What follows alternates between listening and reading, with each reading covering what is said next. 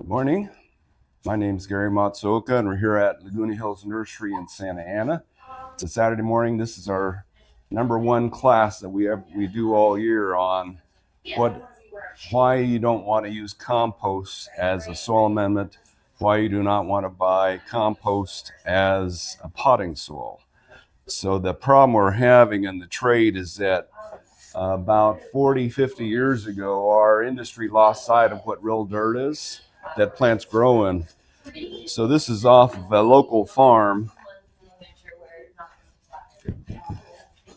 and this is what a farmer wants. This is the best soil you can farm in. It's very sandy, and according to University of California, Davis, this is essentially 1.1% organic, 98.9% mineral. And the mineral that most soils are made of that we use are quartz. So if lightning hits this, you're going to get glass or pottery. Depends how much clay is in it. A little more clay, you get a little more pottery-like. If it's pure sand, you'll get glass. So that's what soil actually is. Yet they tell us to grow plants in, the planter mixes, and potting soils are made out of largely ground up trees. So ground up wood, ground up bark. If you pile this up when it's fresh, it can catch on fire. But that's what we're being told to use as a growing medium and to make the soil richer. Now, the problem is they're setting it up improperly. So in nature, the organic matter looks more like this. It doesn't look like this. I mean, this is finely ground up wood and bark. Now, when a tree dies in nature, it may fall over, and it may take centuries, at least decades, to decompose. It doesn't turn to sawdust. That's really weird. That's not natural. Again, when this stuff, when you turn this stuff to sawdust, a dead tree to sawdust, and you pile it up, it's decomposing at such a high rate, generates so much heat, it can catch on fire. Dead trees don't catch on fire. They decompose at a very slow rate, not this really fast rate. But again, most in nature, the compost is dead leaves mixed with, there's dead stems, dead flower parts, some dead animals, insects, and manure from animals. That's the compost layer. So in nature, the way it's set up, so you've got a tree.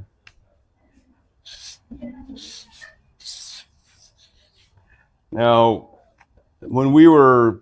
when I was younger, they used to draw this differently. The roots on trees, 50 years ago, they made the roots, 70 years ago, they made the roots a mirror image of the top of the tree. Well, they know that's not true anymore. The roots on trees tend to grow real close to the surface of the soil, mainly because they have to breathe oxygen. And the further you go in the ground, the poor, we can't breathe under the soil. We'd suffocate within minutes. Trees can hold their breath. They don't use oxygen as fast as animals do, so they can live, a foot deep in the ground, but not much more than that. Even in prime land, you don't see roots much deeper than a foot. So, when trees fall over, you see how much soil comes up when they fall over. It's not much. They're not rooted that deeply. You can't make them root that deeply. You can, if you drill a hole straight down, they'll follow the hole, but they won't go very far from that hole because the air doesn't move very well. So they're in the soil, this stuff. Now this happens to be really good soil that farmers would like. Here's a bit of clay. Now this is off a farm too. So clay, and what's interesting is 100 120 years ago, there was a book written by University of California. It was around at that time, and they were talking about farming in Orange County. And most of the farmers were in clay soil because they couldn't farm on this. They didn't have irrigation in those days. So you have this soil, after the rains are over, it stays wet for months. This soil is bone dry after the rain stops. You couldn't farm in it. So this was called the poor soil, and this was called the rich soil. So they farmed Costa Mesa, Fountain Valley, Los Alamitos, that area where the soil is very clayish. That was the rich soil. So, and we're being told to grow plants in this. It's just mind-boggling. Okay, so in nature, that's the roots have to breathe, so they live near the surface. And then the dead leaves are on top of the ground.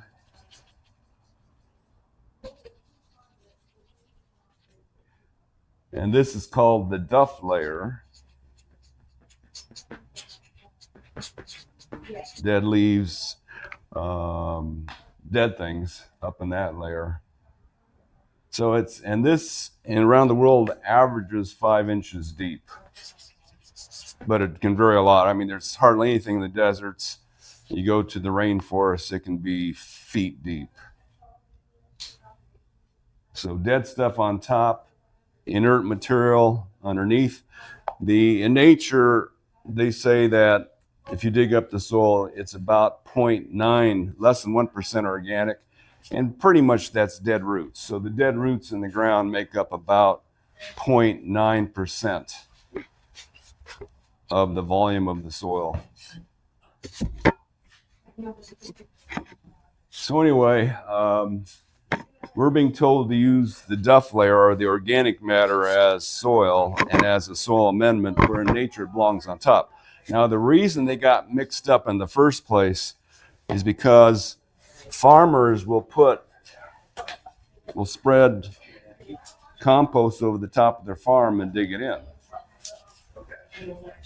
But they've got soil that looks like this, which can breathe really well. So one of the problems with compost is that if it's still visible, it's still decomposing if it's moist. So this stuff will decompose all the way till it turns into air. So the final things that compost turns into, mostly it's cellulose and some minerals. Cellulose is carbon, hydrogen, and oxygen. So this stuff will change into carbon dioxide and water as it decomposes and release a few minerals along the way. So it's always, if it stays moist, it's using up oxygen to decompose to create carbon dioxide and water. So that's one of the problems. The roots want to breathe oxygen. As long as the duff layer is fluffy, looks more like this, plenty of oxygen gets through the duff layer to the roots. If you pile this too thick, it can stop the airflow to the roots. So, but if you mix this with the ground, it's still trying to decompose. And what it does, it tends to lower the level of oxygen around the roots. And if you get too much of it, your roots, low oxygen levels cause root rot diseases. So the other thing that they get wrong is everyone seems to want to tell you that the plants have to get their nutrition from the soil. Now, most of the plants that we grow do not. So the University of California, Davis did a plant survey 40 years ago around the Central Valley. They wanted to see how the quality of the soil affected the plant growth that they were. So they had a list of plants that they were surveying that are native to the Central Valley. And they wanted to see how the soil quality affected the plants. And they said it didn't. The same plants grew over the Central Valley, no matter if the soil was sandy, clayey, silty, high in pH, low in pH, high in this mineral, low in this mineral, no minerals. they said the plants weren't using the soil that they were surveying, which were mainly woody trees and shrubs, didn't use the soil for nutrition. They recycled the minerals in the dead leaves. So they said wherever the dead leaves piled up, they got the minerals. Now, the main recycling system in nature is not compost.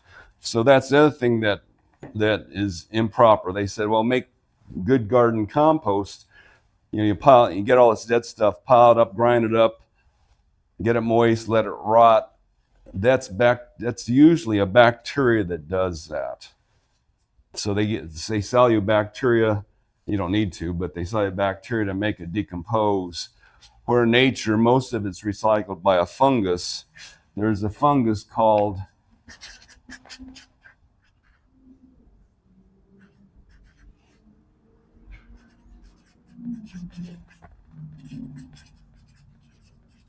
so most of the mushrooms you see coming out of the ground are this mycorrhizal fungus. And the mycorrhizal fungus is the plant partner to 95% of all plants. Some grasses don't need it. Orchids don't use it. There's some plants that the cabbage family is noted for not using the mycorrhizal fungus system, but most plants have this fungus attached to their roots, and it goes up and decomposes the leaves. It's a huge underground plant and gets the minerals back into the woody tree or shrub. So that's how nature set up. This fungus goes up into this duff layer, does the decomposition. They say it's faster for the fungus to do it than for the bacteria in a compost pile to do it. 90 days, they said a leaf can fall off a tree. 90 days later, the minerals can get back up into the same tree.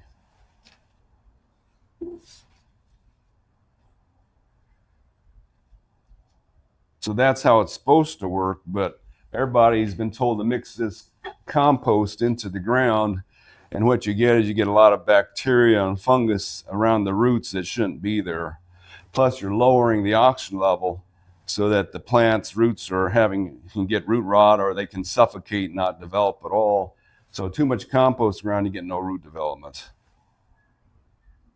or very shallow roots, or discolored roots. Now, in nature, there's a lot of different tolerances for oxygen levels. So I brought these plants in to show you which ones can tolerate the lower oxygen levels and which ones cannot tolerate the low oxygen levels that compost does. So the plants on this side are the ones that can't take low oxygen. And the plants on this side can handle it better. So they've always pointed out tomatoes. I mean, if you have a pile of compost, the only plant that you'll ever see growing in that pile of compost are tomatoes. Now, one of the reasons they can do that is that the hybrid tomatoes, like this celebrity, were bred to live among decomposing organisms. They did that on purpose, so that you can grow tomatoes in the same soil every year, so they can handle decomposing tomato roots better, and they can handle decomposing organisms better. They used to put on the tags VF, N, and T, which are diseases that live on dead things. So tomatoes can handle compost piles pretty good, because they can handle those diseases. Daisies are noted. Impatiens, interestingly, noted. Daylilies, we know.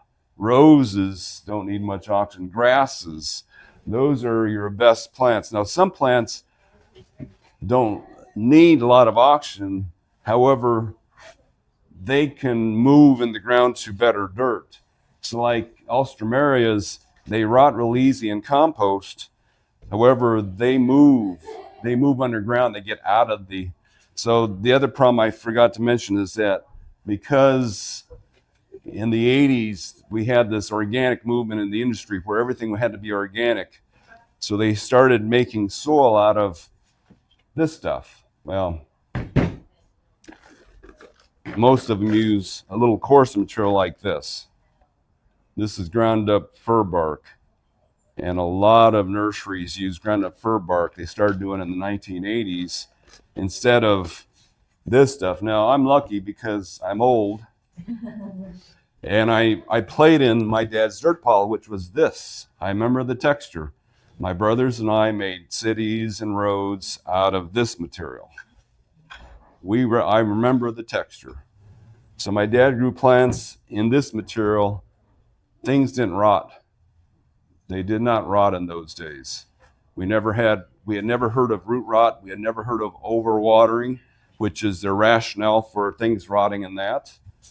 It's not the water, it's the soil being promoted and used that's causing the rot. So everybody's growing stuff and this stuff, but some plants can leave it and get into your good native soil, no matter if it's clay. I mean, this is clay from a nearby farm. They grow lots of things in it. The clay itself is not the problem. So now clay, the bad part is when you mix compost into clay. This compost needs oxygen to decompose properly. You mix it with the clay, there's no oxygen, and the airflow in clay is a lot slower than it is in sand. So this will take all the oxygen out of the clay and cause root rot. Whereas if you mix compost and sandy soil, it's not as bad. Because this breathes well, it'll keep this from going septic on you or taking away all the oxygen. So there are different, we're being told, you want to improve clay? Mix compost with it. You just killed your yard. You mix compost and clay, everything's going to rot, especially if you do a lot of it. Okay, plants on this side, extremely sensitive to compost around them, are low oxygen levels. The worst we've ever seen is English lavender. So we grow all our own English lavender in our soil, which doesn't have active compost in it, or not much, and they don't rot. But just a tiny bit of compost around the crown of the root system of this plant will just rot it out. Just amazing how sensitive it is. A lot of California natives are very sensitive. So this is Salvia apiana, or white sage. This is a ceanothus. They always tell you, don't water them in the summer. You're going to rot them. Well, it's not the water. However, when these are grown in compost, now these two we grew, so they're not. We can water these as much as we want, not going to hurt them. But when they're growing in compost, and it's summertime and it's moist, it decomposes fast. Middle of winter, this doesn't decompose that fast. It's a temperature-related thing. So you take a native growing in compost and you water in the summertime, it's going to rot. So they tell you, don't water in the summertime, and then it dies of drought. Then you water it and it rots right out. And it rots sometimes they rot even if you don't water it a lot. And you'll take it back to the grower and say, you watered too much. Because that's the only explanation they have. That's what we were told by ag agents in the 80s when they started putting the compost or growing plants in compost. We were watering too much. That's why everything's rotting. So at that point in the 1980s, my dad told me to figure out what's going on because he had watered all his plants daily up until the 80s. And never had a problem. And suddenly everything started, things we're getting from other growers. So we've always grown a lot of our own plants, but we've also buy in plants from other growers because we don't have enough land to grow what we wanted to. Some other plants that are real sensitive to poor oxygen level, kangaroo paws. Gardenia is real famously.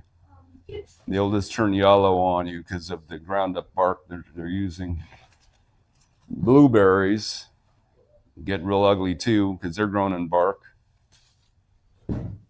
And one of the houseplants, Pilea peperomoides, real sensitive to rot.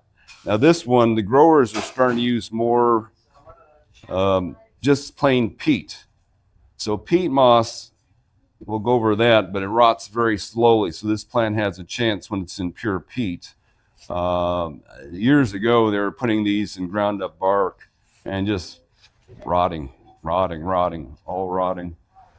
Most indoor plants like philodendrons, they can care less. They can grow in a lot of rotting material. They're pretty sturdy.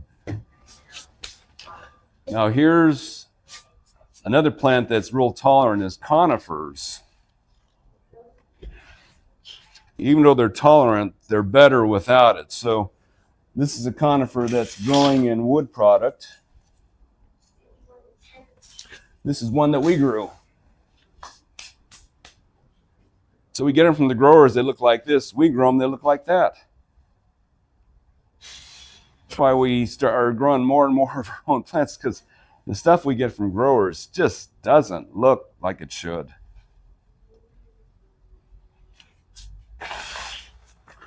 And then some plants will burn in the summer. The leaf tips all burn, but it's not the sun, it's the soil killing the roots. So we grow our own saucer magnolias, which don't do the tip burning, even though everybody else's do, and then they tell you put them in more shade. And then we grow our own Japanese maples in the smaller size. And generally we don't see the real nasty where half the leaf just turns black or brown. But we get them in from other growers, and they definitely do that. And they'll tell you, oh, they don't like the sun. Well, the growers who grow Japanese maples in Oregon. So Oregon, they grow Japanese maples in the Central Valley of Oregon, about 100 miles south of Portland. If you've ever been to Portland in the summertime, it's between 95 and 100 degrees every day in the summer. It's not cool, and they don't shade their maples at all. They said they don't burn. So the companies we buy from grow them in the ground. So there's no compost around the roots. But most nurseries sell maples. Actually, what they do is they sell maples that were originally grown in the ground. They take them out of the ground because they're nice size. They wash the root system off, all the dirt, and put them in a pot full of bark because they're much lighter. You know, if you had real dirt around the roots and you have a container this size, which is the size we see a lot, 10-gallon or 7-gallon pots, and dirt in there would be over 100 pounds. So they wash it off and put them in straight bark and send them down here, and they look great initially, and then in the summertime they just burn up because the roots just don't like that bark at all. This is famous among landscapes, so contractors will not install Pittosporum silversheen because it always dies within a year or two, and they have to replace it in the customers' yards. So we grow our own silversheens, so they don't do that. And persimmon trees, you go to most nurseries this time of year, the leaves are turning orange, yellow, brown edges. So we grow our own persimmon trees so that they look good and will stay green all summer. So that's a few of them. The most sensitive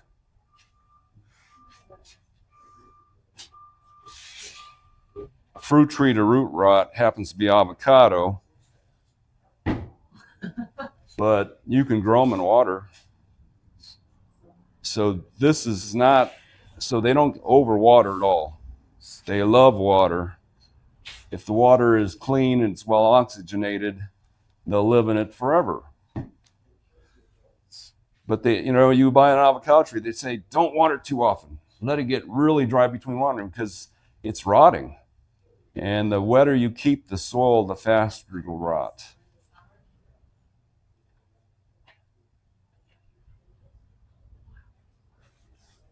So how does this soil work for plant roots? What do the roots want from it? So the main thing, the number one thing is moisture or water. Moisture retention. It's got to hold water. 2 is airflow. It's got to be able to breathe. 3 insulation. That's really it. I mean, I'll put 4, stability. It's got to hold the plant upright. So those are the 4 most important things. We used to put nutrition number 5, but it's for most plants it's not one of those.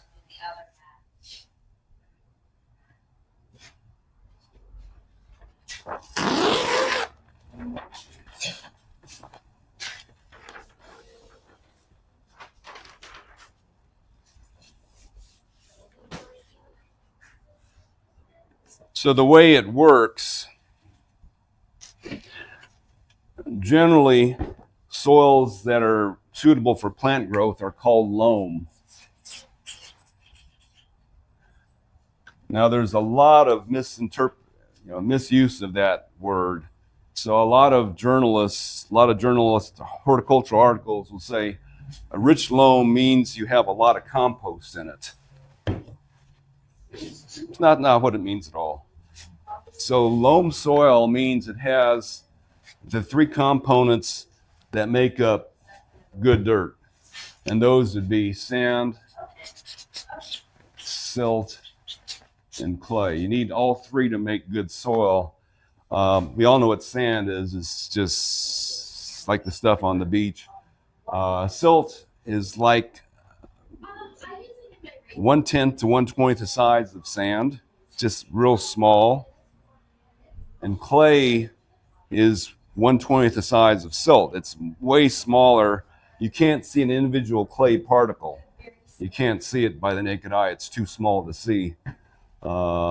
Even silt's really tiny. It's hard to see that. So these 3 things make up good soil. And the way we'll kind of illustrate that better is with these balls here. The tennis ball will be the sand. Now, in the right proportion, it'd be a bowling ball, not a tennis ball. And then the silt would be these ping pong balls, table tennis balls, which are 1/10 the size. And then these lentil seeds and confetti would be actually a better example of what clay is. Clays are these little flat flakes.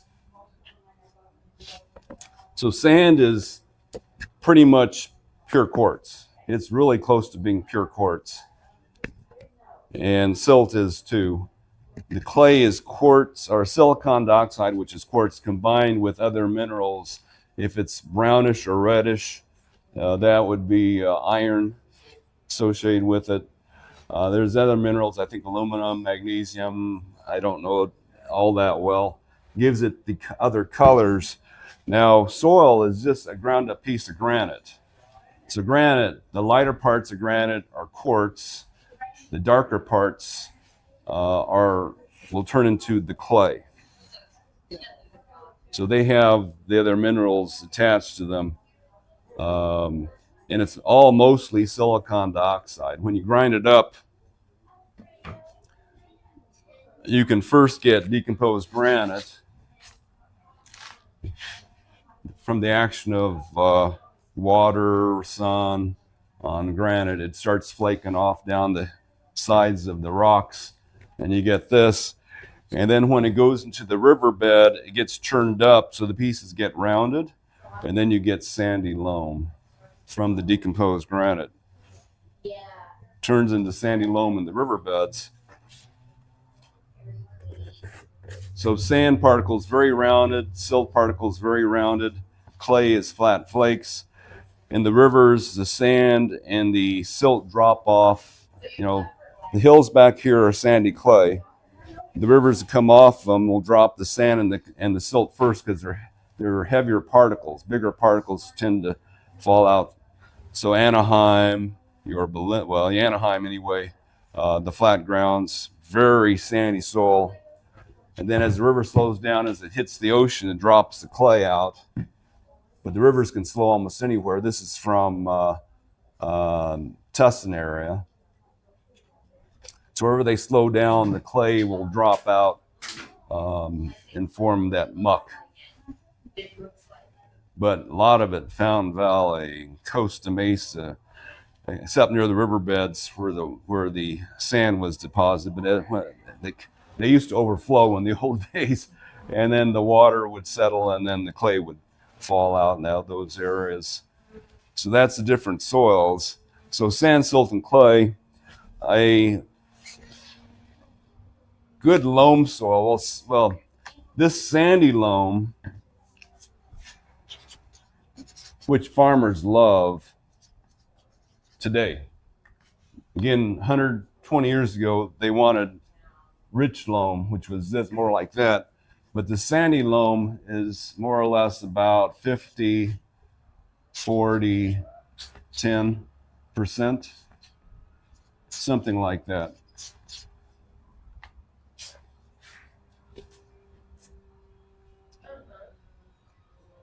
This is about a little less than 10% clay in there.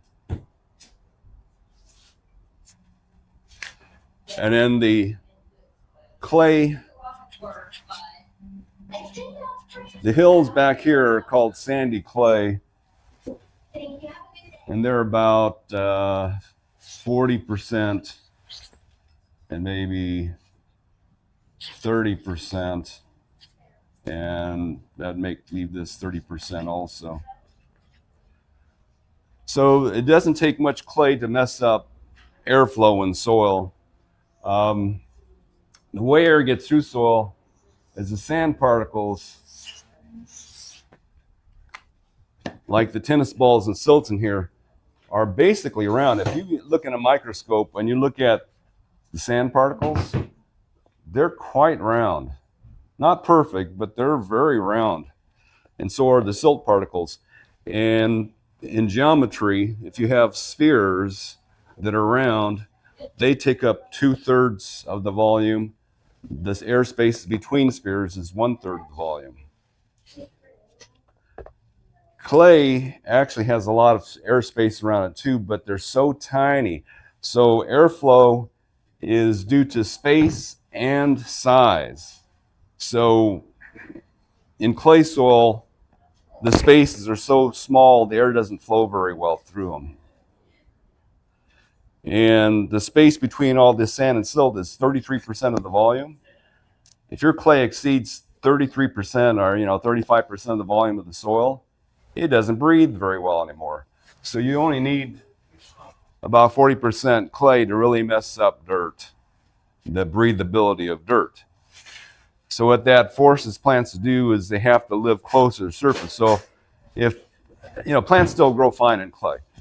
So when they're in soil like this, the roots usually go down about 2 feet. And this, maybe 8 inches, 10 inches, because that's all that the air can get down there. Now, how does it hold water? So that's airflow, the space between the particles. The way soil holds water is that soil has got a negative charge. And water is an ionic molecule, 2 hydrogens on one side, the oxygen. Oxygen is negative, the hydrogens are positive. Am I getting this right? They stick to the soil particles really hard, 1 molecule thick. So if you look at moist soil underneath the magnifying glass, you'll see that it's shiny because there's 1 molecule layer of water that's real hard to get off this piece of silicon dioxide. And then the other water molecules gather around that. They're all attracted to it, but 1 layer really solidly. Now clay holds more water than sand does because clay is such a small particle and they're flat. And if they get 1 layer molecule thick, it's a lot of surface area in the clay.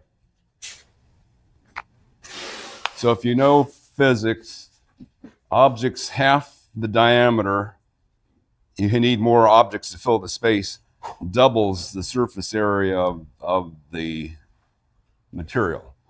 So you have clay here 1/4 the size of sand, it's holding way more water than sand. So if you have a 1 foot thick layer of sand, generally they say if you're adding water to it, it'll suck up about 1 foot of water will suck up about 1/2 inch, 1 foot of sand, excuse me, will suck up about 1/2 inch of water before it drips through. So if you had a container of just pure dry sand, it'll hold about 1/2 inch of water. If you had a foot of clay, it can be 3 times that much, even more. So clay holds a lot more water than sand just because it's got more surface area. But the air has a harder time getting through clay because the holes are a lot smaller.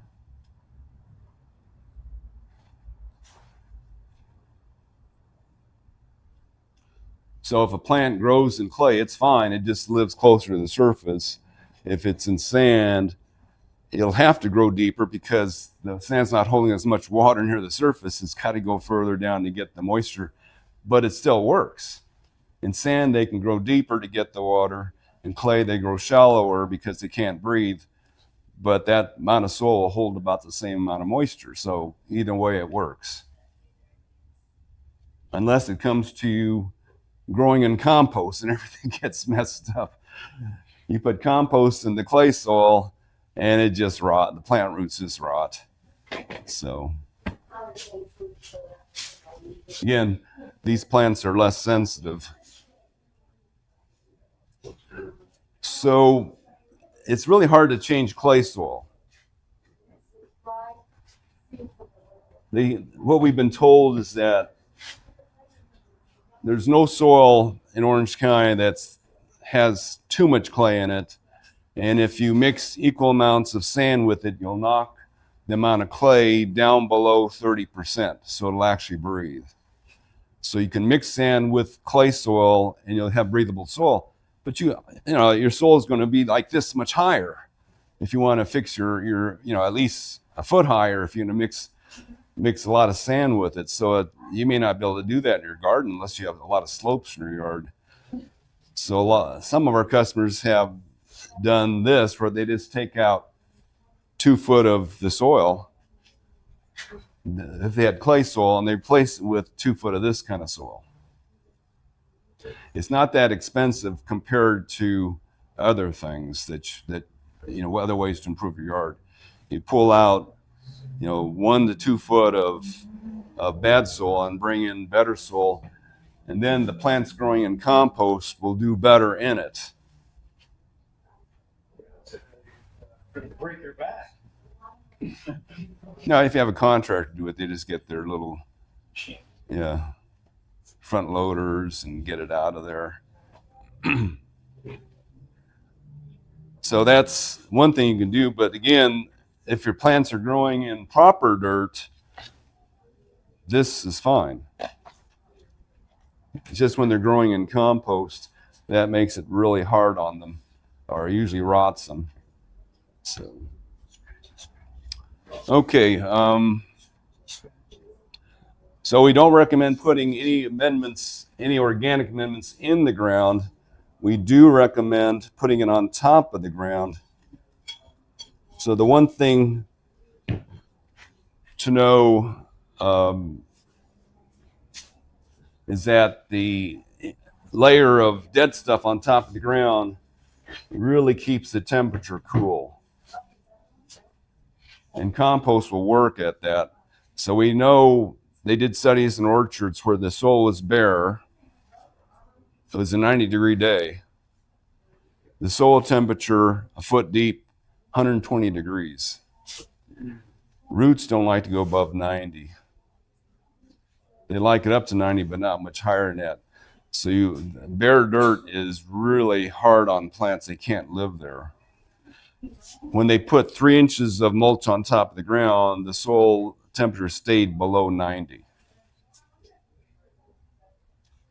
So that's really important, is to cover the ground with something. Gravel, even a thick layer of gravel, will insulate the soil, because gravel doesn't transfer heat very well from rock to rock to rock. It's real hot on the surface, but it doesn't transfer below ground too well. So anything on the surface after you plant will make, especially if you're in clay soil, it makes the surface of the clay habitable. Because if it's bare dirt and it's clay, the roots can't live deep, they can't live shallow, they can't live anywhere. That soil's got to be covered. Now, leaves, you know, a big, nice, bushy bush will insulate its own soil. But it's good to have something on the ground. It makes, so plants look really good when the soil is covered with bark or anything like that because of the insulation. It really helps them out. Okay, the problem with containers is that generally what we're using nowadays are containers that are not porous. So in the old days, we used red clay pots, you know, this material, and we grew plants in that, and you know, they're using the wrong term. I mean, they said clay pots breathe, they're porous. That's not what porous means. So a couple things other to note is that porosity is the ability to hold water.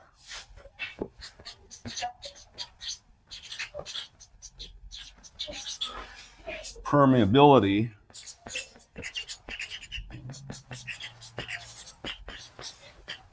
is airflow. So clay pots are porous, they hold water. The fact that they hold water actually helps it breathe in a different way. So if the soil is real wet in a clay pot, it's evaporating through the sides of the pot. As it evaporates, the water leaves, the air is sucked in.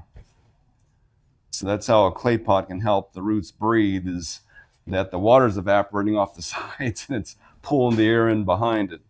So Gary, yes. would that be a better insulator too than say a plastic container? Yes.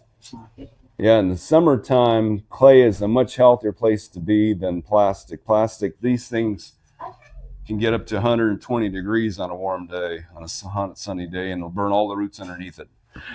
The nursery industry studied that. They said you can actually lose 40% of your roots with a pot standing in the sun. Just burn them up.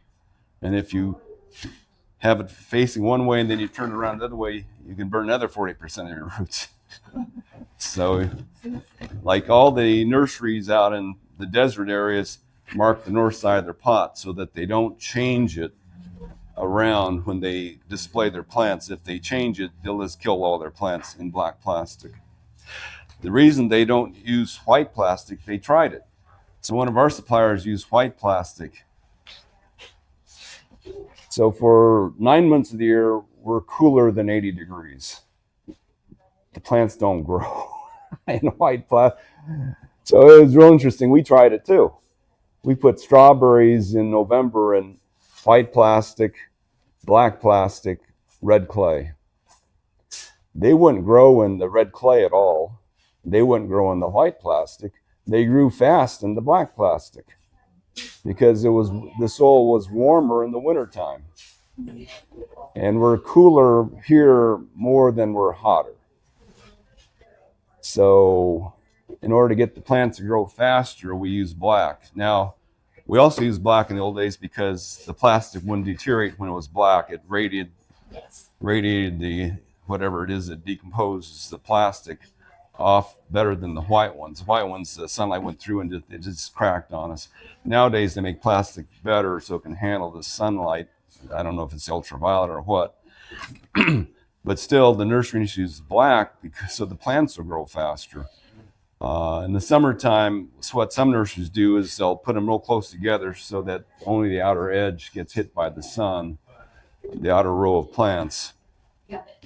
Or a lot of nurseries do pot and pot where they have a bigger pot on the outside of this pot. They set this pot in a bigger pot So the outer pot gets the heat and it just radiates off.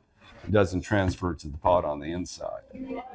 So there's several methods to have for being careful. We, at our growing grounds, we just put the plants real close together. So the only front row gets hit by the sun on its sides. So, okay, so the other problem with container plants is that the soil has to be coarser. So now we use, this is a non-porous container, so it doesn't absorb the excess water. So what soil does, soil actually has a stronger pull on water than gravity does. So in this sponge here, this is the perched water table. It's totally saturated, which means that there's no air gaps between the soil particles or between the particles between the sponge. From here down, it's saturated. It's moist up here, but there's air in here. So that's unsaturated. So if this was dirt, this is unsaturated but moist. This is saturated soil. And the finer textured the soil is, the more clay-like it is, the higher this water table will stay. So if this was pure clay, water table would be up to here. The main problem with that, well, okay, so if you're in the ground, it doesn't stay saturated because the ground is like an endless series of sponges. So the water transfers from the surface to as deep as it can go. So you don't get that in the ground. Most often you don't. But in containers, especially non-porous containers, if I put clay in here, it'll stay wet to the top and it'll just sit there. Now, if the plant is using water quickly, like if it's a willow tree, it'll suck all the moisture out of there in a day or two, or at least 2 or 3 days. Yeah. It can hold the oxygen level in that water will stay pretty high. If you have a plant that's using water slowly and it's filled with clay, eventually the roots will use up all the oxygen in the water, and it doesn't transfer through clay that well. And then two things. It won't develop roots very deep because the oxygen can't get down into that clay soil very well. So it may not kill it, but it'll be a real small plant with real small roots in this amount of clay soil. So in containers, you've got to make the soil coarser to breathe better so that plants grow faster. Now, my dad used this very sandy soil. Growers now use ground up fir bark, which is like this. So a lot of growers use partially decomposed ground up fir bark. And what they find, so what happened in our trade, one of the problems with our trade, so back when I was a kid, everybody, almost all the little nurseries, like my dad started his business in Pasadena, there were 20 nurseries in Pasadena in those days. In one city, 20 nurseries. But we were all little grower retailers. We grew our plants and we sold them. We heard the feedback from our customers. Nowadays, to make it more efficient, the wholesale growers grow the plants for the retail growers, and they don't get any feedback, or they get very little feedback. So they grow it in this stuff. The plants die in the people's gardens, and they don't hear about it. The retail growers hear about it, and they've been told to tell the customers, you overwatered your plants. But we don't like bad feedback, so we've kind of kept up. In the 1990s is when we figured out what was going on, that this stuff that they were using for soil was rotting the roots. Now, the reason they use this is because for 3 months, this works better than this to grow a plant. So the question to the universities was, how do you grow a plant the quickest in a container? So we know the soil has to be coarse. The coarser soils will give you, the more airflow you have to the roots of the plant, the more vigorous it grows.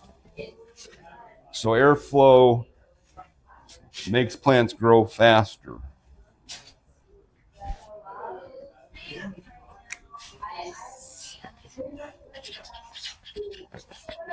So we'll make a chart 0, 1, 2, 3, 4, 5. And on one end we'll put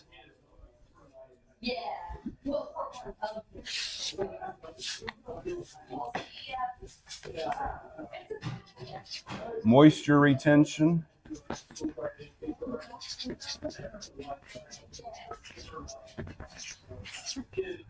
And on the other side we'll put airflow.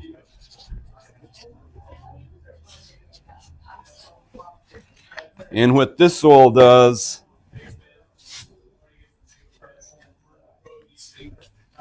it's got decent airflow, never changes. And it's got decent moisture retention that doesn't change either. When you're using this as soil, the airflow starts like this and does this. And the moisture retention starts down here and goes like this.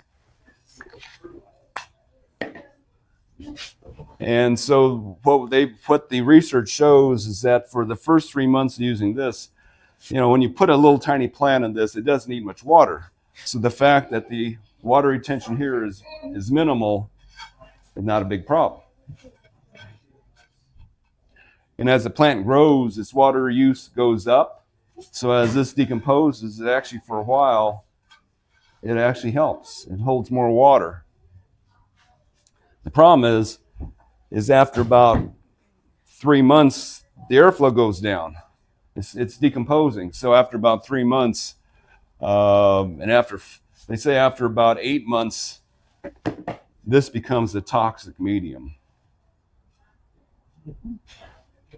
But most nurseries in the U.S. So the other problem is we're in a different situation here. Plants and pots don't freeze on us in the wintertime. Most plants that we sell do not freeze in the winter. We want to have plants year round. Most nurseries in the United States, they buy their plants from wholesale growers when the freezes are out. So usually March, April, May, they're buying hordes of plants growing in compost, and they have to get rid of them all before October. So they have these sales before October, get rid of all the plants growing in bark, and so they never seed the problem. The plants that in the people's yards die the next spring and summer, and they blame the homeowner, but it was this stuff that killed the plants. Plants on this side. These plants generally don't die. So these are plants you commonly see in people's yards. You don't see as many of these in people's yards because they don't survive well. So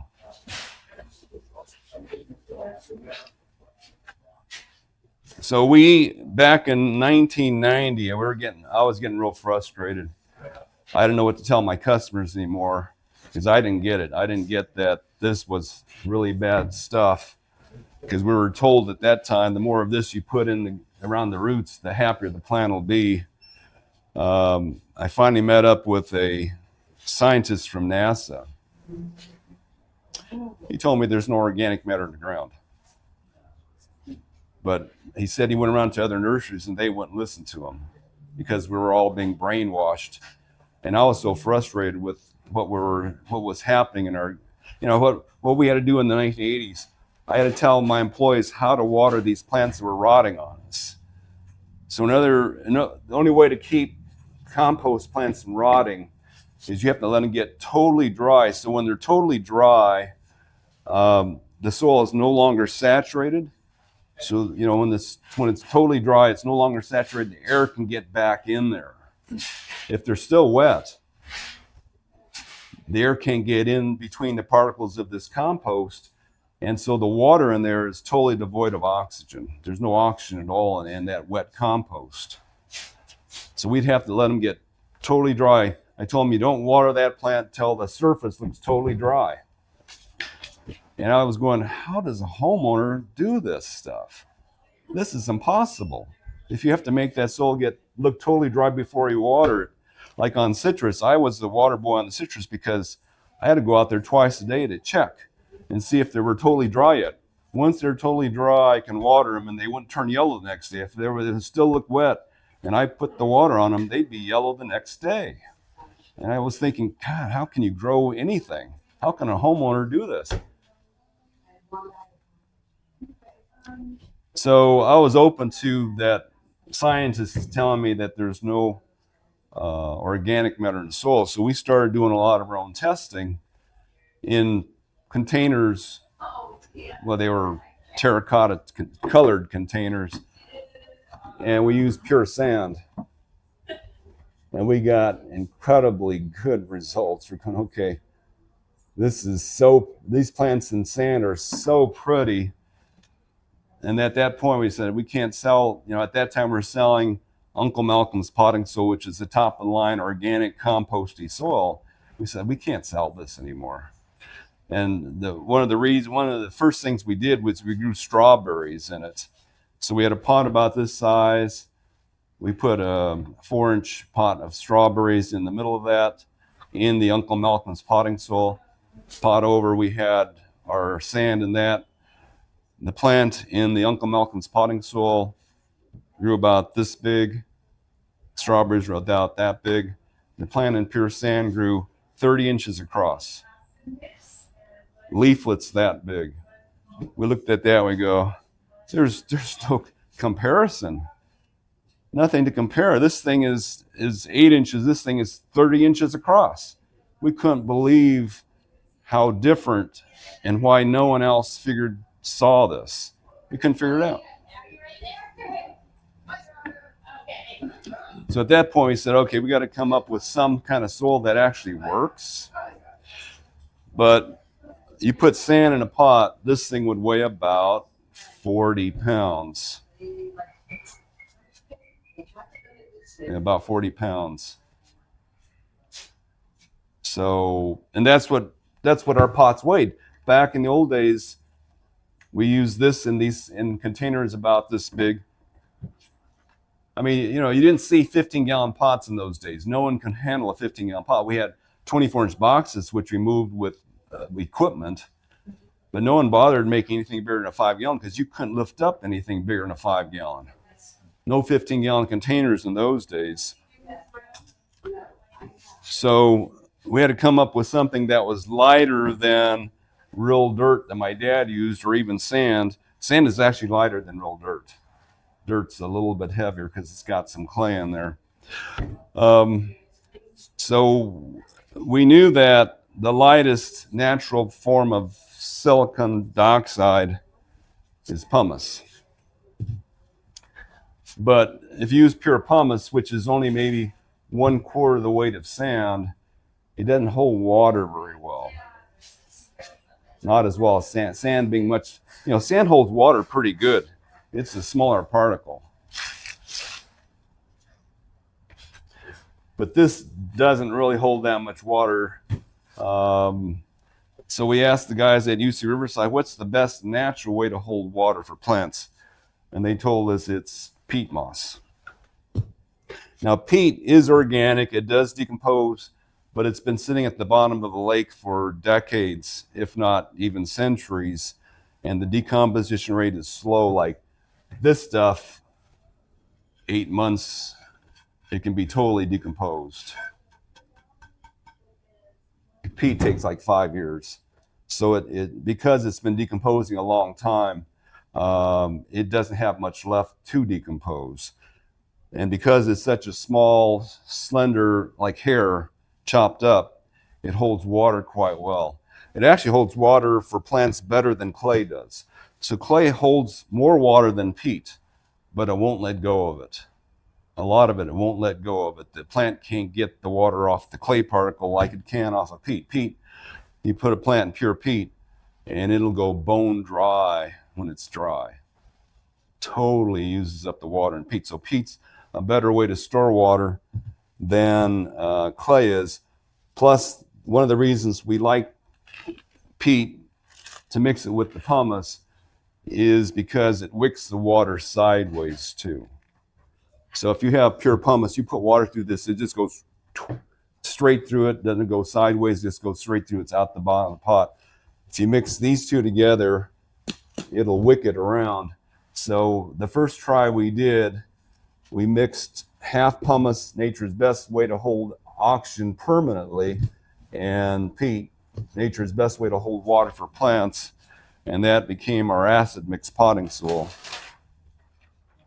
We did that in the early 90s, and it worked so well, we've never given up on it. I mean, I wanted to change the name, but our company says, oh, we know what the product is, it works, keep the name. In fact, that became, that product was listed in the 1980s, early, mid-1990s Marijuana Growers Handbook. Local handbook. They're using that to grow marijuana in.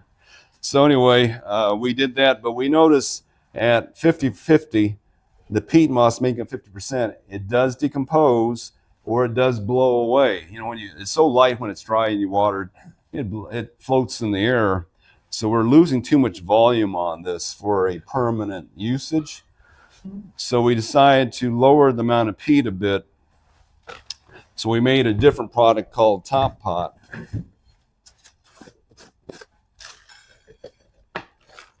Which has got less peat moss in it. So this is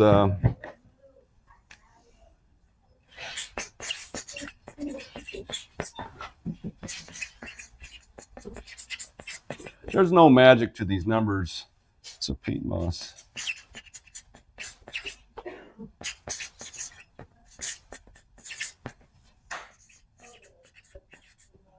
We'd like to put more sand in it, but our manufacturer says we'd have to use a much heavier grade plastic if we put any more sand than we do.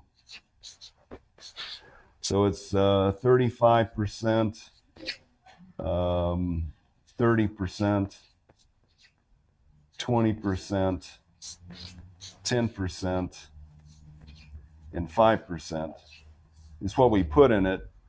Our test plant was gardenia.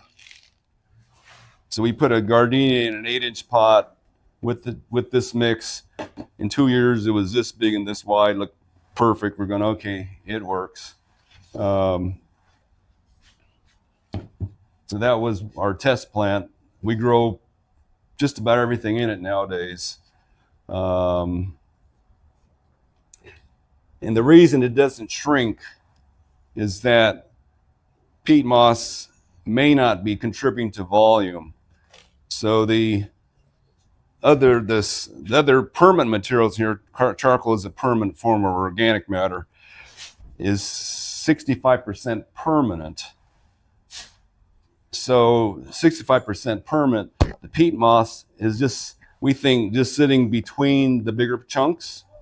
It may not be contributing to volume. So even though the peat moss does decompose and disappear slowly, it didn't contribute to volume because it was sitting between the bigger particles like clay does. So we're not getting much, you know, we still get some shrinkage just from watering it, physical blasting off with the soil, but we don't see much. It's not like our acid mix product would shrink about 15% the first year. The Top Pot doesn't seem to shrink much at all.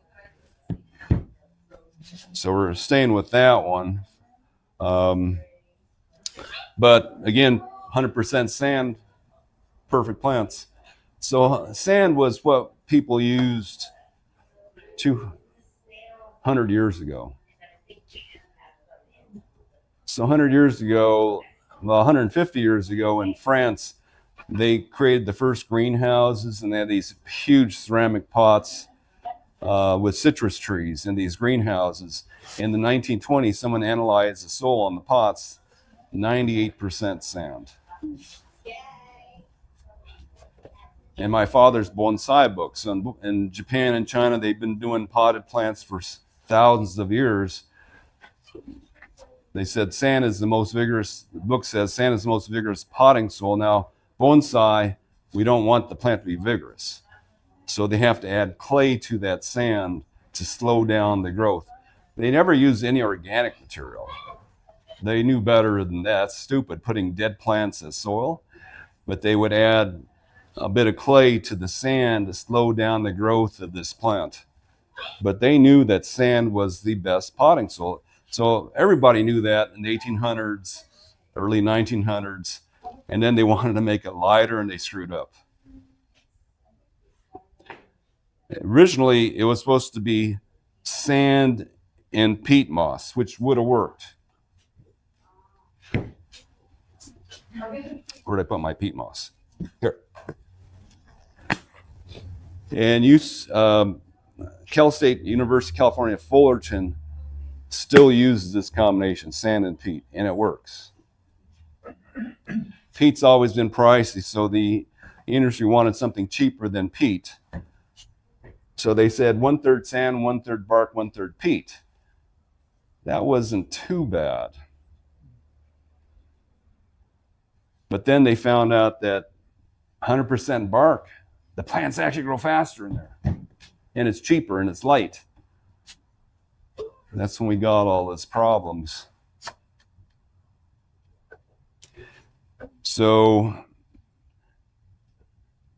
you look at our nursery now, and more of the plants we sell, we don't have enough land. This is only half acre. I got maybe a 1/4 acre on another piece of property to grow plants on. We just don't have the room to grow everything we sell. We'll let the growers who grow these tolerant plants, we'll get them from them. But all these plants that don't like the bad compost in the soil, we'll grow ourselves. We'll tend to do it that way. Not perfect. There's some, my buyers are not perfect. Sometimes they say, I have to have this plant.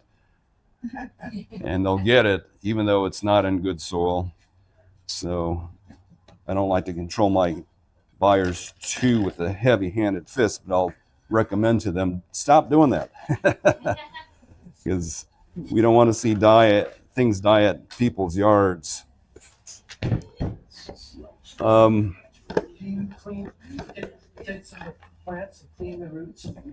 You certainly can. Now, a lot of times when the plant's really small and it's in bad dirt, like this rose doesn't care at all. But even if it did, if it was one of these plants, if you surround it with sand or with our potting soil, it's so airy, it compensates for the lack of oxygen in the compost. So one of my friends who was a contractor for 40 years, he said, all the time I've been doing planting in yards, because he was working out of San Juan Capistrano, which is going to be really bad clay down there. He said, I would just backfill the soil around the root ball with pure sand, and I didn't lose any plants that way. So with the bad plants we're getting from the growers, especially if it's a small plant, 1 gallon or smaller, you surround that with good soil, with very airy soil, like our top pot or sand or something like that, it's got a good chance to do well. So root ball, and just put sand around it.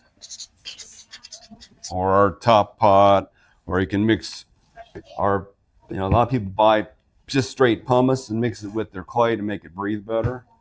That can work too. Something to make the soil breathe really well around this composty stuff. If it's a plant we grew,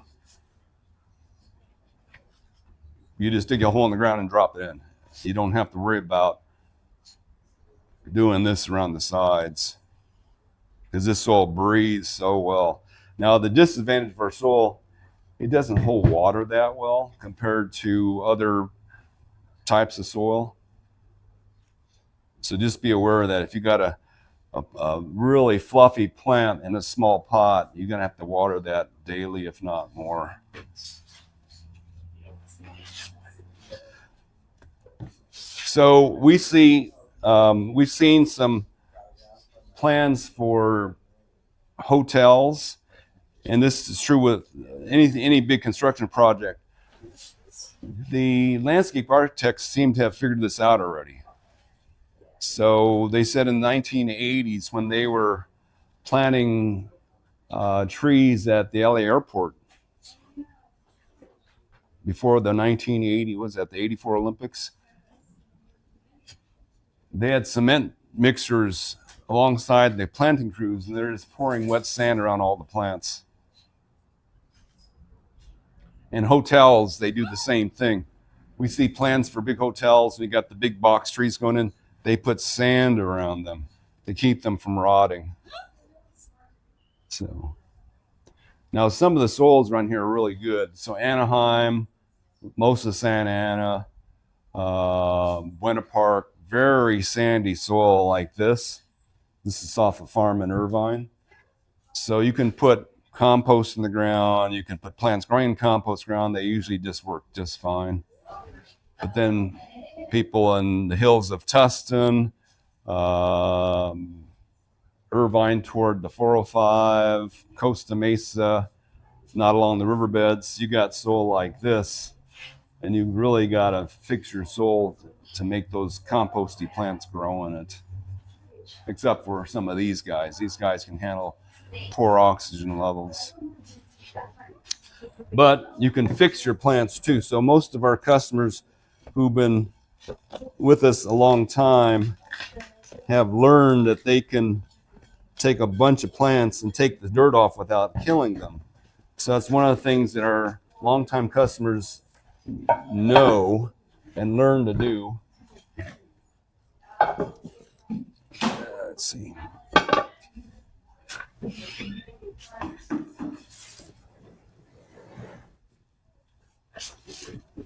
Oh,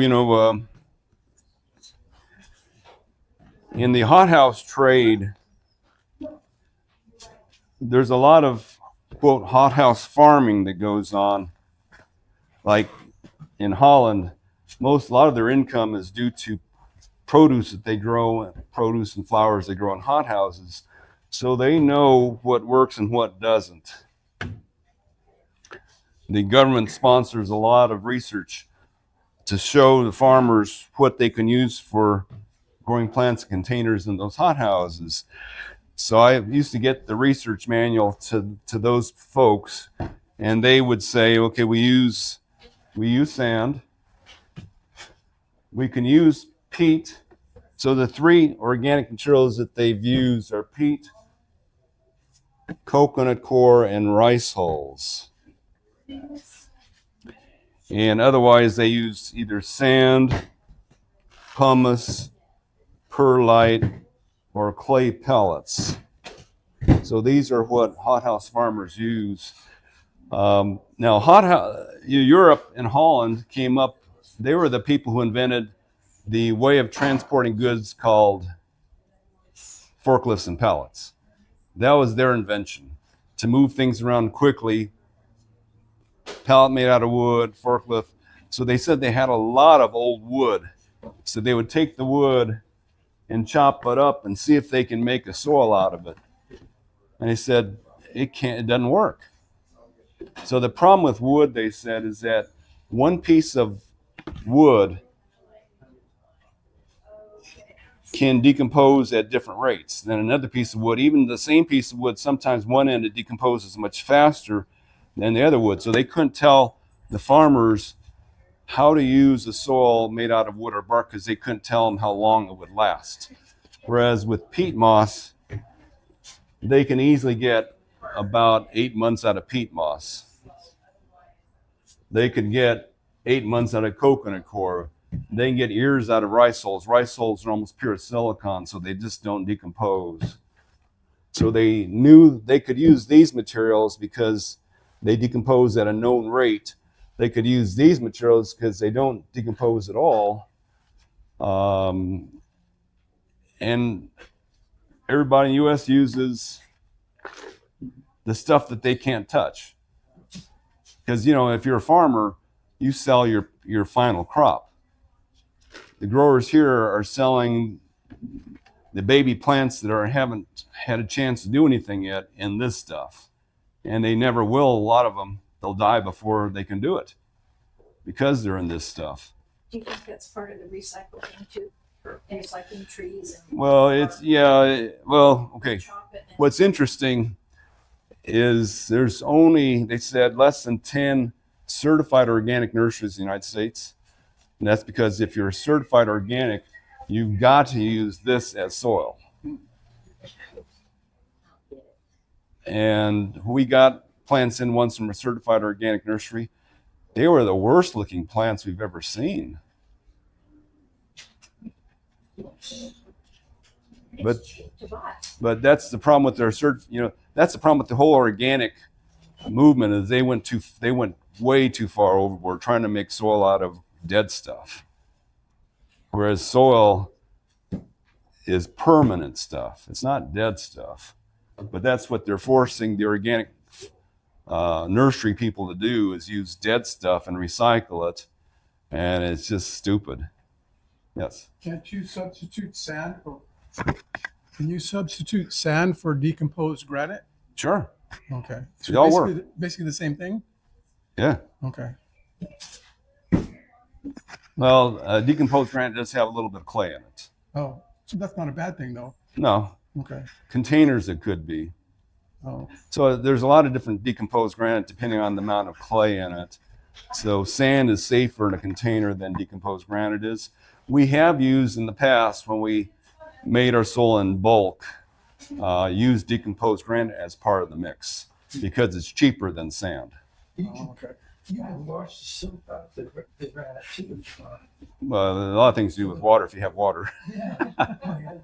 So, Well, because I noticed on pathways, well, any kind of medium, if you just keep rinsing the fines out towards a high dry spot, you know, mhm. yeah, this take a long time. So this is really interesting because it's pelletized clay. It's expensive. They actually have to fire this stuff to keep it in pellets. But among all the growing materials in a hothouse you can use, this grow plants the fastest because the clay is porous, it holds water, but it's got a lot of air in it. So this is the most expensive planting medium you can use, and they happen to use it on the most expensive crops in the world, marijuana. So a lot of marijuana growers use this because they get the best growth on it.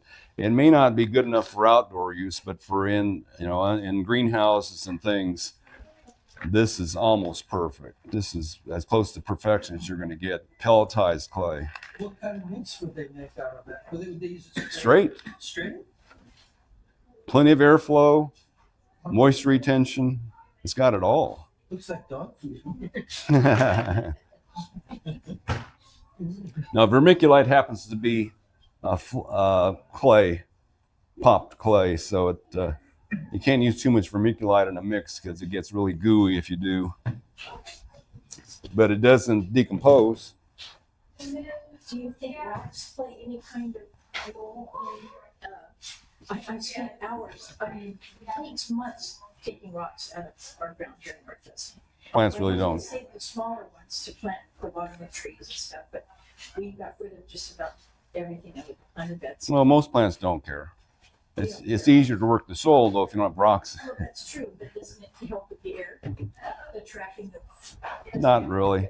Well, you need rock to rock contact to make an airspace. If there's, if it's surrounded by soil, it's not helping with the airflow. But it's better than compost. What about trace minerals you get from that? I don't know, rock or stone. Not much. You don't get enough. I mean, they say that most of the plants we grow, there's no soil in the world that's rich enough to grow most of the plants. The plants that can handle just natural dirt are usually weeds. So they say if you have bare soil, trees don't suddenly come up and start growing.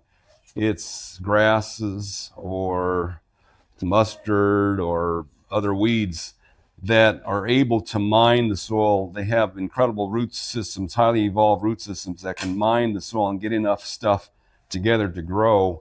But once they start dying and leaving dead stuff on the top, then the woody plants come in with the mycorrhizal fungi, and then it's closed system. They take over the nutrients, and then the weeds disappear because there's no more free nutrients in the ground. Like they say, you go into the Amazon rainforest And you analyze the soil in there, there's absolutely no minerals in there that plants could use because it's all in the trees. And the leaves that fall on the ground, that's all the minerals are there in the leaves and either on the tree or on the top of the ground. The soil is totally devoid of nutrients because it's all been used up. And the same with any forest in the United States. It's all been used up, so the ground doesn't have anything in it. Now charcoal, we put charcoal in the mix, even though this is really expensive stuff to make charcoal. So charcoal is wood that's heated high but not with enough oxygen to make it turn to ash. And charcoal is inert, it doesn't change, but it's used in filters because all the minerals stick to it. So it makes the fertilizer work better, makes plants grow better to have charcoal in the system. They say that the rich black soils in the world are rich and black because of a charcoal content. So you can imagine it's happening on the hillsides of the volcanoes in Italy. You get this explosion of, the volcano explodes, and this thousands of degrees of plume of carbon dioxide comes down the side of the mountain and totally carbonizes all the trees. They can't burn because there's no oxygen in there. And then the soil is left with all this charcoal, and then you can grow, really rich soil after that with that charcoal content. They say, National Geographic in their 2000 article on soil, they said that the rich black soils in the world are rich and black because of between 0.5% to 1.5% charcoal content. And they said that little bit of charcoal makes the soils look black. And they don't understand how it does it, but it makes the soils look black. Is that the same as Kingsford charcoal? Apparently. It is expensive. Yeah. You can make charcoal cheaper in a third world country because what they do, or where you don't have a stupid EPA so what they do in third world countries is they'll take the farm crop, they'll harvest it, and they'll pile up all the stems and leaves and all that. And then they'll set it on fire, get it really hot, and then just bulldoze dirt over the whole thing so there's no more oxygen. And all that stuff at that temperature turns into charcoal, and then they just incorporate it into their soil, and it gives them permanent black, rich soil. The United States are not allowed to, or at least in California, not allowed to burn stuff.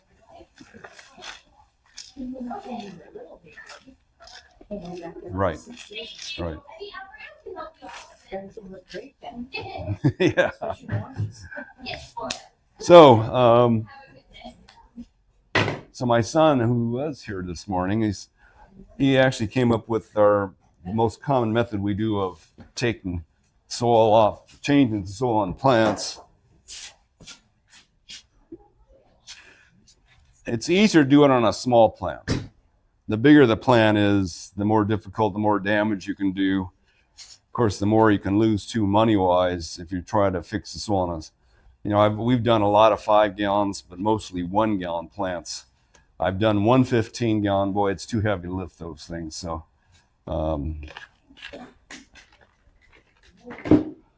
but the main thing my son started doing, because I would just get,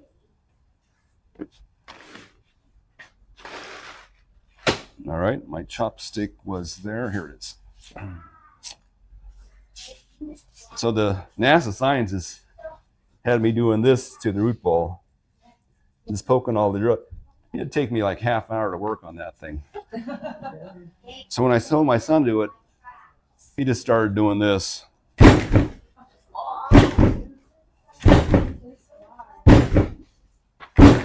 Now this table's too bouncy. Let me put it on the cement.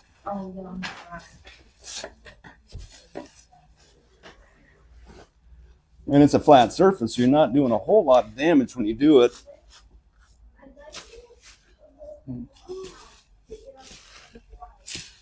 Now, the most general way to do this, if you have if you don't mind using a lot of water, like if you have a lawn, you just got in the middle of your lawn, get a nozzle on the end or a shut-off valve on the end of your hose, and just put it on a real sharp low volume stream and just, so the most gentle way to remove dirt is with a stream of water. And I used to do that back in the 90s. I'd be sitting at the back of a nursery. We had a riverbed next to us.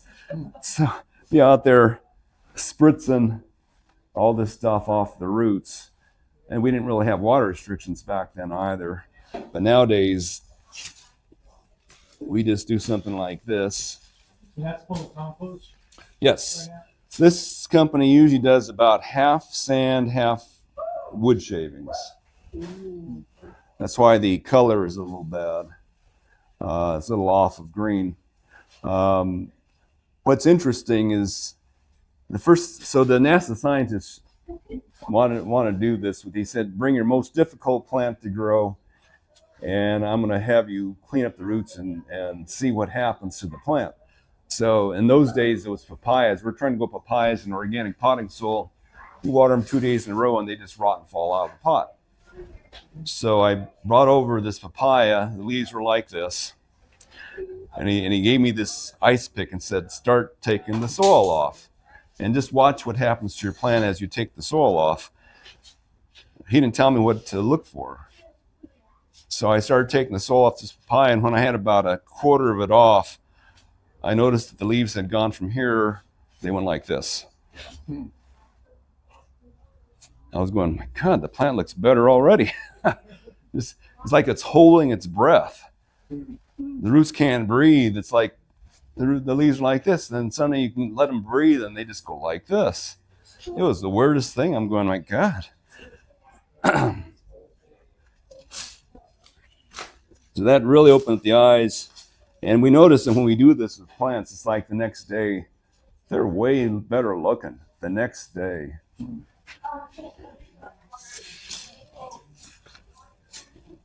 And some of the things that we did, we would do Japanese maples and bark. And, you know, you get them in the fall, so the leaves were already gone. So I did some in October, November. And as soon as I did it, they woke up in December, put on a new set of leaves and went, uh-oh, it's the middle of winter. They just put on a new set of leaves. They didn't drop them. They held them all the next year. Just amazing. And in fact, we did that with one ginkgo too. So when he learned about all this stuff, a customer returned this ginkgo. He says, I've had this plant in the ground for 5 years. It hasn't grown any at all. And I knew why. It's because we'd gotten this from one nursery that used ground up bark. So I looked at the plant, and the root ball was fairly intact. The roots are going like this around the sides of this root ball. Apparently he had planted a lot of compost around it at the same time. And I poked the root ball, and there was not a single root inside that mass of bark. They're all going across the top and down the sides. Nothing in the middle. It was all dead. So I took that plant, put it in a pot with our dirt, and this was in November. It woke up and put on a whole new set of leaves. And I was saying the same thing, it's going to die. But it held those leaves all the way through next year too. It woke up early and decided it would want it to grow now. So just amazing what we've seen plants do. We do this with bougainvilleas a lot too. Nowadays we grow most of our own bougainvilleas, but in those days the bougainvilleas would just drop all their flowers and leaves for the winter and then wake up again in spring. So we did some bougainvilleas in the winter, and they would bloom around New Year's Day. They would start blooming for us. So now we grow most of our own bougainvilleas. Bougainvilleas is one plant we've never lost doing this. They usually do drop their leaves. If we keep the plant in full day of sun, they'll just drop their leaves. But if a plant drops its leaves, it does that to save itself. If the leaves hang on there and they turn crispy, they're dead. But bougainvilleas just automatically, if it's hot, they don't have enough, because this does mess up the roots for 2 weeks. When you do some stuff to the roots for 2 weeks, they can't pull up water very well. It takes them 2 weeks to recover.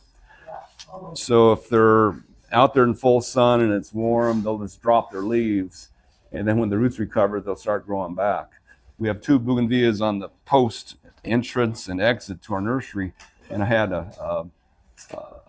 one of my employees who was first week working for me do that. He says, it's going to die. And then 2 days later says, it's dying. All the leaves are falling off. I said, no, just watch it. And the next month it just grew back totally, and it's never been bare ever since. So now he's turned into a landscaper. Now he does that with all the plants he doesn't buy from us. So he learned. I was doing that yesterday with the sapodilla I bought, Mm-hmm. and it was real hard. But a lot of the roots were tangled in the wood chips. Right. So I went in So there. I didn't know whether it was worth it to break the root to get the wood chip out, or Yeah, a lot of times with plants, if it's a small core of bark you got left, it's not going to hurt them. So we've never had any problem with this much compost underneath the plant. It's just when it gets bigger than, say, 6 or 8 inches, we don't want that much compost because the center of that compost has no oxygen. So if you can get it just smaller, like the Japanese maples are coming to us and chips the bark. And I was sitting there prying that bark off the roots, but they had no leaves, so I wasn't too scared to do that.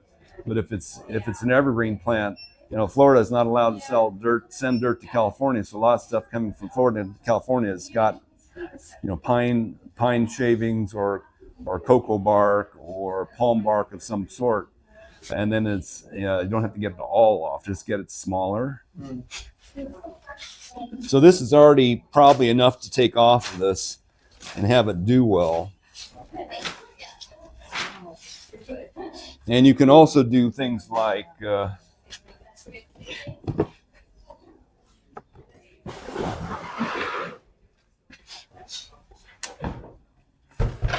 if you're on top of a lawn, lawn will love this stuff coming off the root system. But you can also do this, where you tap it.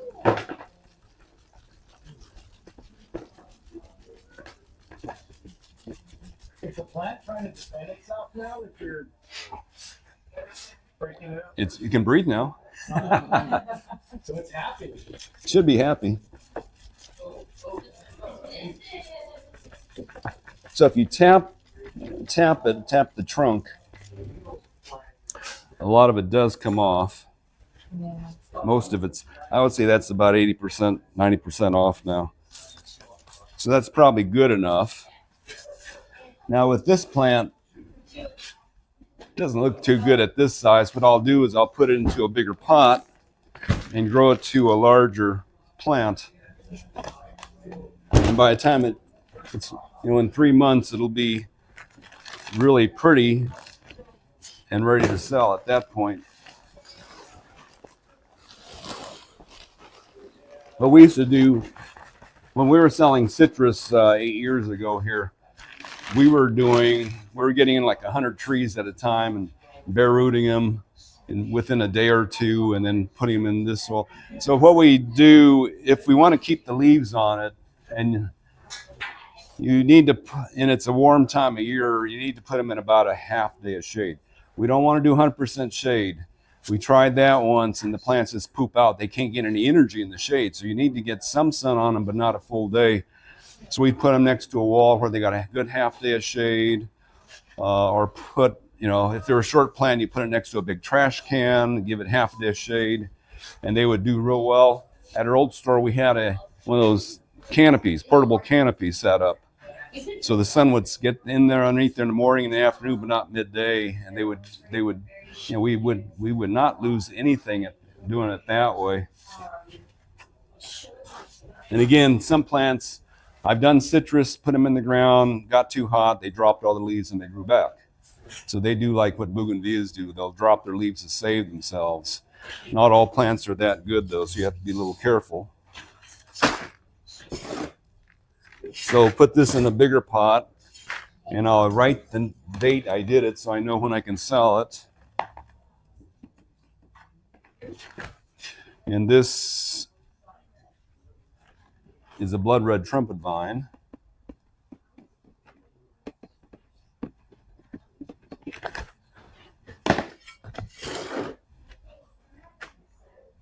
So this plant's holding its roots pretty well in a shape.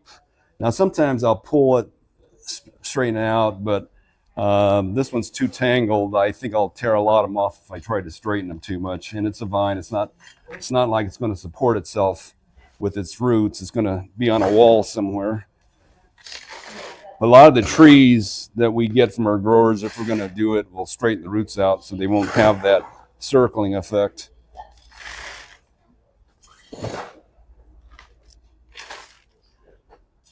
And our soil is pretty good this way because it's very it's small particles, and it's very, it's not like real dirt like clay clods. It's hard to get roots surrounded by clay. And I just shake the pot, get the soil in between the roots, and then get it watered within a few minutes. So if you put a plant in the ground and you keep now if you cut off most of the foliage, so a lot of plants, if they're fairly healthy, when you do this work, one of the ways you can take the stress off them is just cut off 90% of the leaves. And the stems have all the energy. They'll go right, once they get their moisture back, the roots back, they'll start growing again. But if you want to save the top, then you've got to shade it. And we've had some people do it by taking our empty bag and string it up on 2 stakes and put them on 2 sides to shade the plants that way. Again, trash cans work. If it's in a pot, of course, you can put it between houses. That'll work.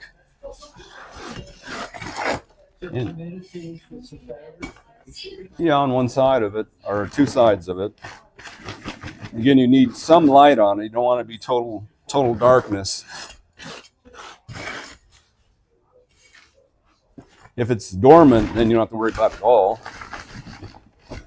And then we usually fertilize it immediately. We use the time release here at the nursery. About how deep above the root ball can carry it? No, plants aren't that sensitive. We don't like to bury it more than an inch or so above the root ball. But vines don't care. They root all along their stems. So a lot of plants really don't care. Trees, though, we try to keep them at the same level. But most bushes and vines were grown from cuttings because their stems will root wherever they touch the ground. And there's no issues with size of pot. If the pot was this big, you can put it in there. So because most potting soils are compost, they tell you don't put it in such a big pot because you'll root rot it. The more compost you put around the roots, the less air there is. If you just put a little sliver of compost outside of a plant, it may not kill it. But if you put a whole bunch of that, composty potting soil, like this type, it says here ingredients are processed forest products. That's the main ingredient here. Then it's got peat and core, and other compost. So Dead trees is the first ingredient. right. So we always have to list by what the main ingredient is, and ours peat, moss, pumice, perlite, sand, and charcoal. And then the EPA asked me, how can you call it permanent when you get peat moss? He didn't get that 65% of it's inert. We've seen one other potting soil offered in the U.S. that is like ours, down in Texas. They make this thing. We can order it, but we have to order it in these huge 1 cubic yard containers. But there's actually one other company we've actually found that does this. Now, there's a lot of companies that make potting soil that's mostly peat, a little bit of perlite, 80% peat, 20% perlite, or maybe 85% peat, 15% perlite. It's a common mix that the premium potting soils use. Like Fox Farm has a few of those, and SunGrow has potting soils like that. Some other places do, but it's only 15% permanent. So after a year and a half, the plants, peat moss just gets too gooey to have that much peat moss around. Yeah, sand. No, put it in. Oh yeah. If I'm doing that in the ground, I can't shake it. Do you tamp it? No, you just when you water, so in the ground, if you water it several times, as the water gets sucked into the soil, it pulls soil in behind it, pulls something behind it. So that's another way we notice when we do this and then we water it, sometimes it's sinking. We have to add more dirt because it's going between the roots a little bit more. So yes. I noticed if you want to plant in the ground, you use the cone system. You'll spread the roots around, make a little cone in the ground. You could do that. If I take the plant, when I clean the roots and hold it upside down and wash it, spread the roots out that way. Because when I hang it the other way, it's slung together. Yeah, if the plant has roots that can be pulled sideways without tearing them, because a lot of times they're so tangled up, you just can't. I use some, but I noticed just turn it upside down, it solves that problem. Yeah, we try not to lose more than half the root system. So if you're working, if you can save about half the root system, your plant's usually going to make it. If you get less than half the roots, if they all start breaking off, they're in trouble. I don't think. Yeah, I don't see much at all. Here's a few. So we lost maybe 5% of the roots on that one. So that should do just fine. I got like a young lemon, and I got a young lemon tree in the ground, and I put it in that potting soil, and it's not out. So I want to repot it. Yeah, if it's just been done, it's nice to pull it out, take all the organic matter off the roots it came with, and switch it. That's why we did, hundreds and hundreds of citrus every year for 5 or 6 years when we're selling citrus here. Just once we did that, you can water as much as you like. The citrus will be fine. But things that turn yellow on you generally are from the dirt. So maybe thinking of the diameter, I don't want to damage the roots. If it's 18 inches tall, maybe 18 inches in diameter. Oh, you have a 15-gallon.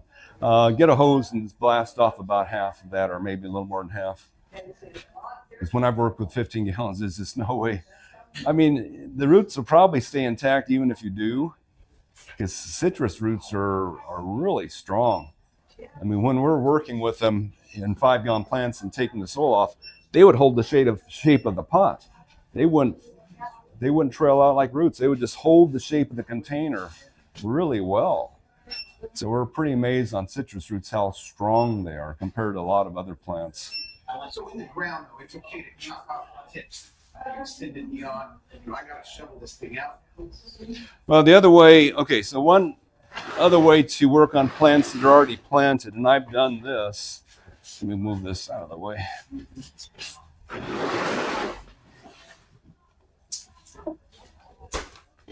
So 30 years ago at my last house I lived at, my wife had planted some 1-gallon gardenias without changing the dirt. So when I had time, I went out there with a little hand trowel and just dug it like that. Just dug right into underneath the root ball and pulled out a lot of the stuff, put our soil back in it. And 2 out of 3 I did that to made it. The 2 I never got to both died. So that can help. And then what I've done on some other trees, I had some mango trees from Florida that were in straight bark. Did this, and then 3 months later did it from the other side because it was a bigger root ball. So we've worked it that way too. Try not to cut off too many of the surface roots that come out, but with a hand trowel, it's not too hard.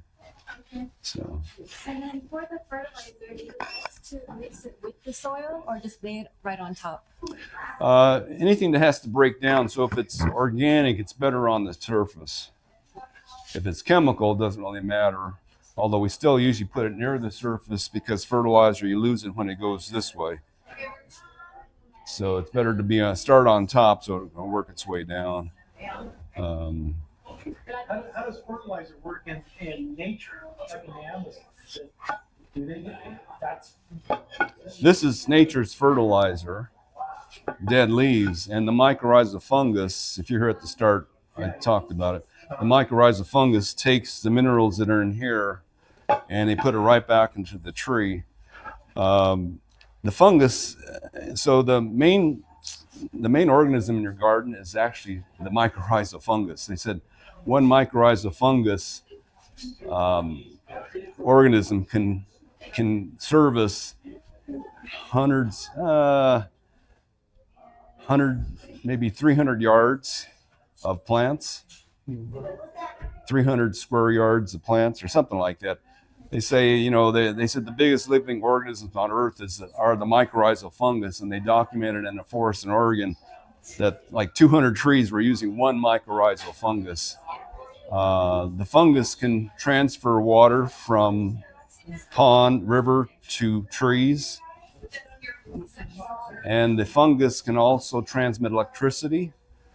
They said the strands of this mycorrhizal fungus look very similar to nerves. So they said if you walk in your yard, the plants know you're coming. So it's very interesting. I have a compost bin, and if I don't use the compost right away, it dries out. Is it still good? So because you said mycorrhizal fungi, doesn't it dry out or just?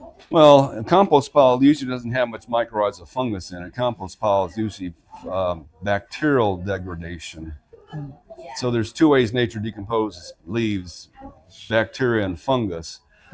They said most of it's done by the fungus, which has to be attached to the roots of the plant. So the fungus, what they get from plants is sugar.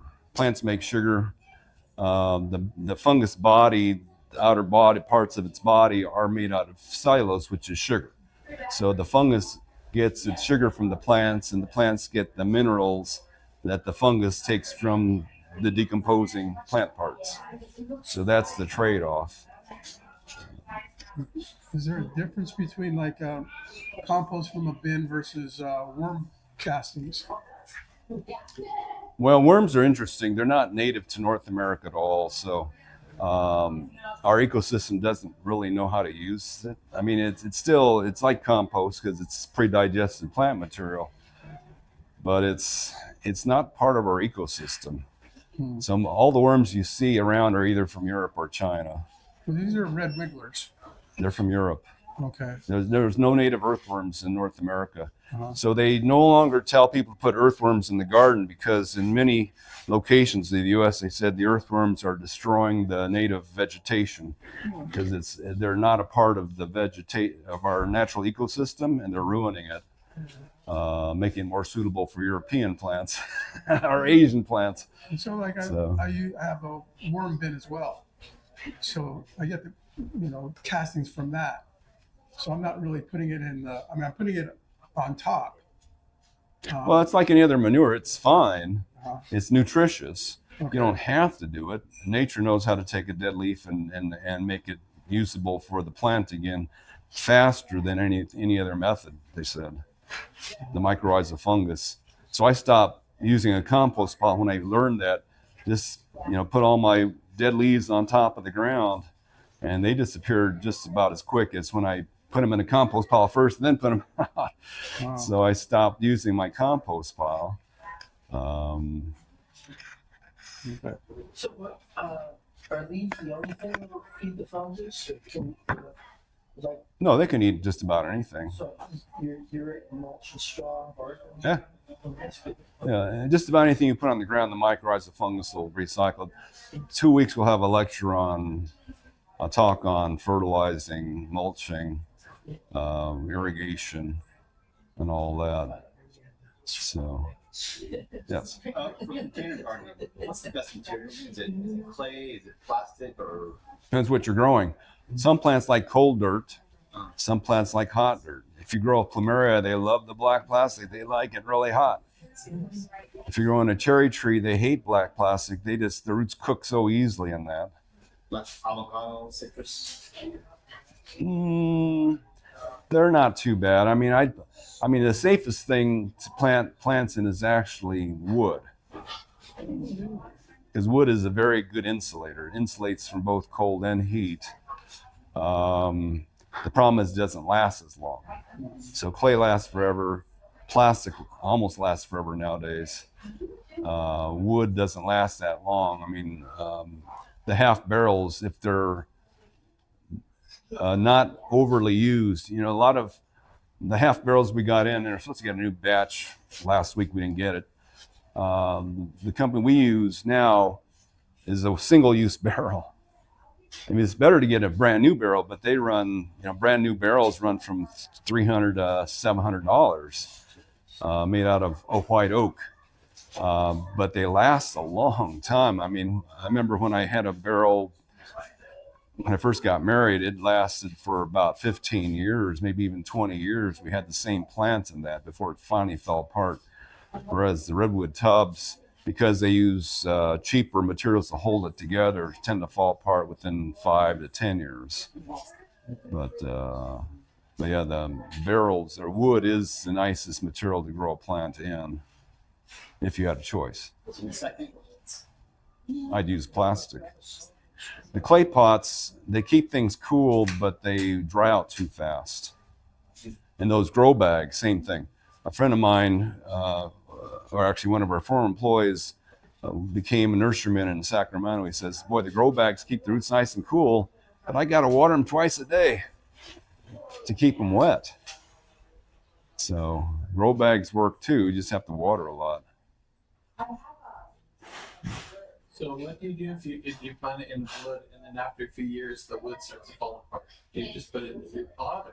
Yeah, just repot it. Sometimes it's hard because they've gotten a little bigger as the wood's destroyed. There are plans on the internet for making boxes out of wood with removable sides. So in the old days, when they did big trees in pots, now my father again he was a bonsai artist too, and the rules for bonsai plants and containers is that minimum once every 10 years, that plant gets root bound in that pot.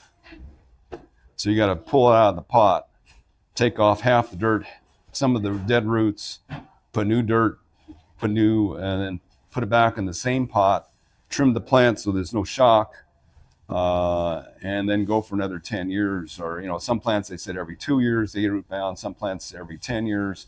So it depends on the plant. But most plants, we figure 10 years you can make it. I have a white sapote fruit tree in a container about this big in the back of the nursery on that side. It's been in a pot of sand now since the 90s.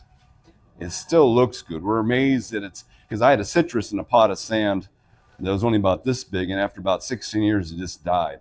It couldn't, you know, it was an urn pot, so I couldn't take it out of there without destroying the pot. So we just left it in there till it died, and after 16 years, it gave up. But my white sapote looks as good as it did 25 years ago, 27 years ago. So we're amazed that it still looks good. It happens to be a dwarf sapote, so it's not that big. So my avocado tree, my reed I bought here, is about 3 years old now. It's got about 30 avocados on it, and it's got leaves. I learned the leaf trick, years ago from you. But they're not the most attractive looking thing. Can I crush them up and, or is that defeating the purpose? Well, crushing them makes it look prettier. So if that's what it takes, just go ahead and do that. That's better than removing them. But that's not natural. But I've taken my string trimmer, put the leaves in a trash can, and whipped them around with the string trimmer, and that makes it look prettier. So. Okay. Thank you.